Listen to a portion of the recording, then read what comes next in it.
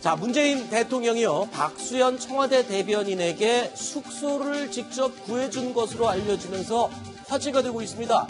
대통령이 대변인의 숙소까지 직접 챙기다니, 이거 어떻게 된 사연입니까, 이재명 차장?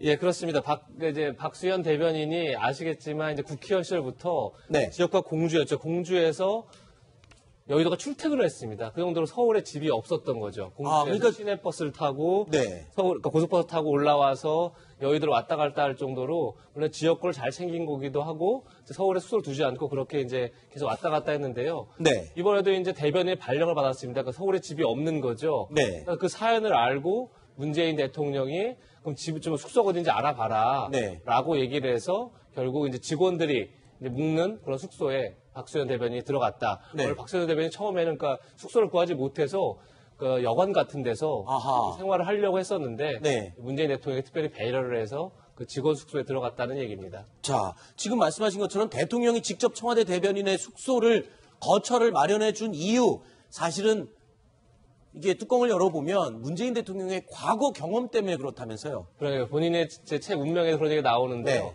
그러니까 청와대의 그 비서실장 말고는 관저가 없죠. 근데 아마 그 문재인 당시에 이제 노무현 정부 때 민정수석을 발령받고 나서는 당연히 수석도 관저가 있는 줄 알았나 봅니다. 네. 그래서 민정수석쯤 되면 관사가 있는 줄 알았는데 없더라. 그래서 100평 넘는 부산의 집을 팔아도 강남에 네. 한 30평 아파트 전세값도 안 돼서 결국 평창동에 조그만 연립주택에 세를 들었다. 네. 그런 내용이 나옵니다. 자, 그런데 박수현 대변인 같은 경우에는 현역 국회의원 아닙니까? 그리고 지역구도 열심히 챙기고. 전직 국회의원이죠. 예, 전직. 그렇죠. 이 전직 국회의원인데, 그러면서 재산이 도대체 이 문재인 대통령처럼 서울에 집을 구할 수 없는 상황이었답니까? 어땠습니까? 재산 상황이 나왔나요? 아, 여기 나왔군요. 2012년에 공보에 나온 겁니다. 네. 국회의원은 누구나 이제 재산 신고를 해야 되기 때문에 보시다시피 부인과는 별거 중이고 네. 본인의 재산은 없다고 봐야겠죠. 아. 자동차 1,000만 원에 채무가 또 1,000만 원 있으니까 사실상 재산이 없다고 봐야 될 거고요. 부인 명의로는? 예, 부인 명의는 이제 아파트가 있는데 그 아마 공주에 있는 걸로 보이고요. 네. 그리고 이제 부인은 이제 아파트가 있지만 또 채무도 꽤 있기 때문에 부인도 재산이 뭐 많다라고 볼 수는 없을 것 같습니다. 이 별거라는 게 아직 법적으로 이혼을 한 상태는 아닌가 보죠? 저는 지금 그렇게 알고 있습니다. 네. 예. 자, 그런데 부인과 같이 있지 못한 이 상황을 가지고 지난 2015년도에 당시 새정치민주연합 회의에서 이 부인 이야기를 꺼내서 동료들의 눈시울을 붉히게 했다라는데, 화중대 의원님, 이거 예. 무슨 사연입니까? 어떤 사연이 있는 겁니까? 예, 그때 이제 당시에 전체 이제 새정치민주연합 의원 회의를 할 때 어떤 얘기를 했냐면 나는 아내도 없다. 물론 뭐 아내가 완전히 이혼한 건 아니니까 있긴 네. 있겠지만 떠나갔다. 그리고 2번 징역 갈 뻔했는데 아내가 견디지 못하고 나를 떠났다. 네. 그리고 의원에 이제 당선된 다음에 네. 다시 이제 돌아오라고 6번이나 찾아갔지만 결국 얼굴도 못 봤다. 네. 지금도 이 박수현 대변인 같은 경우에는 그 아내를 다시 이제 돌아오게 해서 같이 살고 싶은 생각이 있는 가운데 네. 아내 입장에서는 가장 어려울 때 내가 당신을 떠났는데 네. 어떻게 다시 돌아오겠느냐. 지금 이제 당선됐다고 내가 돌아오겠느냐. 네. 다시 좋은 자리에 갔다고 내가 돌아오겠느냐. 이렇게 하면서 지금 오지 않고 있다고 그럽니다. 그러니까 이 얘기를 그 당 회의에서 왜 한 겁니까? 그 당시가 아마 친노 비노 주류로 나뉘어서 막 싸울 그 당시의 상황이었나 보죠? 그렇죠. 예. 네. 그때 이제 그 친노하고 비노하고 엄청나게 싸울 때였는데 그것 만약에 싸워가지고 분당이 되고 이렇게 되면 아하. 결국은 자기 자신은 더 당선될 가능성이 더욱더 어렵다. 난 지금 이렇게 가정 형편도 어려운 상황인데 지금 왜 당까지 나를 이렇게 어렵게 만드느냐. 네. 이런 얘기를 하면서 저 얘기를 꺼냈다고 그럽니다. 네. 다시 이야기를 들은 동료 의원들이 눈시울을 붉히기도 했다. 이런 사연이 있는데. 자, 문재인 대통령 어제 노무현 전 대통령의 8주기 추모식에 참석을 했었죠. 그런데 자, 그 연설에서요. 유독 귀에 들어오는 말이 있었습니다. 바로 이 말이었죠. 들어보시죠.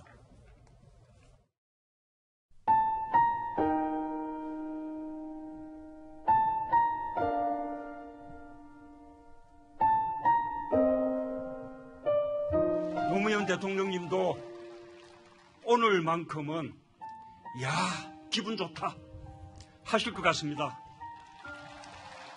임무를 다한 다음 다시 찾아뵙겠습니다. 그때 다시 한번 기분 좋다 이렇게 환한 웃음으로 반겨주십시오.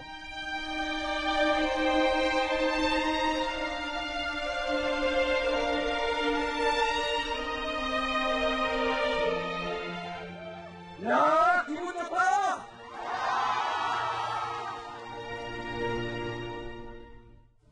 자, 어제 이 명문이라고 일부에서 또 칭찬을 받기도 했던 이 문재인 대통령의 추도사.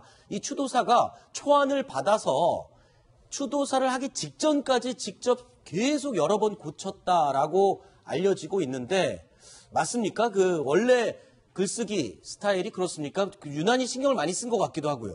유난 신경을 많이 썼다고 봐야겠죠. 네. 지금 본인이 말했지만 어쨌든 자기는 현직 대통령으로서 이번이 그러니까 처음이자 마지막으로 참석하는 거다. 그리고 대통령이 다 끝나고 다시 왔을 때, 야, 기분 좋다 이렇게 말해달라고 했지 않습니까? 네. 결국은 어떻게 보면 노무현 대통령 앞에서 마지막으로 대통령으로서 마지막 바치는 헌사기 때문에 굉장히 마지막에 신경을 많이 쓴 것 같고요. 네. 그래서 아마 참모진이 21일 날, 일요일 날 초옥을 넘긴 것 같습니다. 한 이틀 동안 계속 이제 문재인 대통령이 이걸 다듬었다고 볼 수 있고요. 네. 야, 기분 좋다 같은 표현은 문재인 대통령이 본인이 아니면 사실 참모들이 넣기 참 힘든 표현이죠. 네. 따라서 본인이 직접 마지막까지 수정했다는 게 그 원고 곳곳에 흔적이 나오는 것 같습니다. 네. 심지어 현직 대통령으로서는 이 추도식에 오늘이 처음이자 마지막으로 참석한다라는 문구도 원래 초안에는 없었던 문구를 직접 문재인 대통령이 써 넣은 문구였다. 이렇게 확인이 되고 있습니다. 그런데 그럴 수밖에 없는 게요. 딴 사람도 아니고 노무현 전 대통령의 추모사기 때문에 더 신경을 쓸 수밖에 없는 이유가 있죠. 노무현 전 대통령이 살아생전에 연설문 쓰는데 굉장히 꼼꼼히 여러 가지 법칙이 있었다면서요. 그렇죠. 노무현 대통령 같은 경우는 워낙 이제 연설도 잘하고 네. 글도 잘 썼기 때문에 사실은 이제 노무현 대통령 5년 집권 내내 강원국 연설비서관이 그 네. 연설문을 썼거든요. 네. 그런데 그분은 어떤 분이냐면 그냥 저 노무현 대통령만 5년 쓴 게 아니고 김대중 대통령 때도 3년이나 썼던 분이에요. 네. 그러니까 김대중 대통령의 연설비서관을 그대로 쓴 거죠. 네. 그래서 나름대로 자기 자신은 내가 이쪽 연설문 잘 쓰는구나. 네. 그래서 나를 계속 쓰겠구나. 네. 바꾸겠지 했는데 안 바꿨거든요. 그래서 그렇게 생각을 하고 계속적으로 써왔었는데 노무현 대통령이 한 번은 이제 연설문을 이렇게 써야 된다 하면서 얘기를 했는데 첫 번째가 바로 전체를 요약하는 하나의 문장이나 단어로 임팩트 있게 전달하라. 네. 그리고 또 하나는 국민들이 일반적으로 쓰는 말로 연설문을 써라. 네. 사실은 국민들이 일반적인 쓰는 말은 이 국민들이 알아듣기 쉬운 서민적인 언어거든요. 근데 네. 연설문을 쓰다 보면은 되게 지식인이나 네. 아니면 관투의 말이 많이 나오게 돼요. 그렇죠. 근데 노무현 대통령이 저거를 좀 강조를 했던 거고 네. 한 번은 자기가 이제 연설문을 다 고심해가지고 되게 한 번 쓸 때 한 3, 4일 걸린다고 그래요. 네. 써가지고 밤늦게 이제 빨리 달라고 해서 밤늦게 네. 이제 어쩔 수 없이 넘겼는데 노무현 대통령이 그게 좀 마음에 안 들었던가 봅니다. 네. 그러니까 좀 기다리라고 내가 좀 손을 봐가지고 보내줄 테니까 기다리라 해가지고 어쩔 수 없이 잠 안 자고 기다려요. 새벽까지. 네. 기다리는데 한 한두 시간 지난 다음에 그 자기가 3, 4일 동안 그 고심을 해서 썼던 거를 한두 시간 지났는데 상당히 장문이었는데도 쫙 고쳐가지고 보내왔는데 마지막 문장에 감사합니다까지 다 고쳤는데 자기가 보니까 자기가 하나도 흠잡을 데 없는 이런 네. 영문이더라. 그래서 자기가 그동안 대통령의 연설문을 써준 게 아니고 네. 오히려 대통령을 괴롭혀왔다. 연설문을 네. 엉뚱하게 씀으로써 네. 괴롭혀왔다 하는 그런 아주 좀 마음까지 갖게 됐다는 그런 회고를 한 적이 있습니다. 네. 사실 노무현 전 대통령이 이렇게 글쓰기, 연설문을 쓸 때 요구하는 것들은 이 두 가지뿐만 아니라 한 10가지 정도가 됩니다. 그 가운데는 중요한 말은 앞에 써라. 그리고 문장은 짧게 써라. 그리고 끝까지 말하기 전까지 읽고 또 고쳐라. 뭐 이런 여러 가지가 있습니다. 그 중에 자, 이번에 추도사를 썼던 문재인 대통령이 참고했음직한 그런 몇 가지 사항을 저희가 대표로 꼽아 본 것입니다.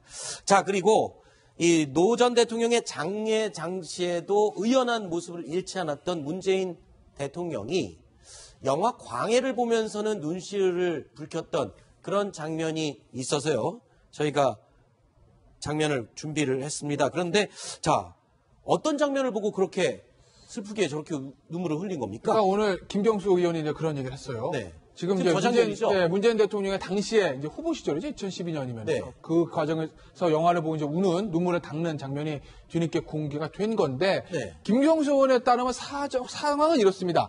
그러니까 광해를 보면 마지막에 이제 가짜 광해가 떠날 때 그 신하가 그 허균 역을 했던 유승용 씨로 기억을 하는데 절을 하는 장면이 나오거든요. 네. 그때 당시 이제 문 후보가 눈물을 흘렸다는 거죠. 네. 예, 지금 뭐 이 장면인 것 같은데요. 네. 지금 보면 절을 하는 장면이 나옵니다. 떠나면서요. 예, 저기 그 도승지 역할을 했었고요. 네. 당시 허균이고 네. 가짜 강해 역을 하는 가짜 강해였던 거죠. 네. 그러니까 본인이 가짜지만 모셨던 사람이 떠날 때 이렇게 절을 하는 모습인데 아하. 저 장면을 보고 당시에 이제 문재인 의원이 눈물을 흘렸다는 겁니다. 네. 아, 나는 내가 모셨던 노무현 전 대통령과 작별할 때 인사를 못하지 못했구나. 않았느냐. 아. 그래서 아마 저 장면을 보고 그렇게 눈물 흘렸다고 김경수 의원이 오늘 얘기를 했습니다. 영화 스크린 속에 저 왕을 모셨던 그 신하, 그 모습과 본인을 동일시하면서 울컥했던 그런 장면이었군요.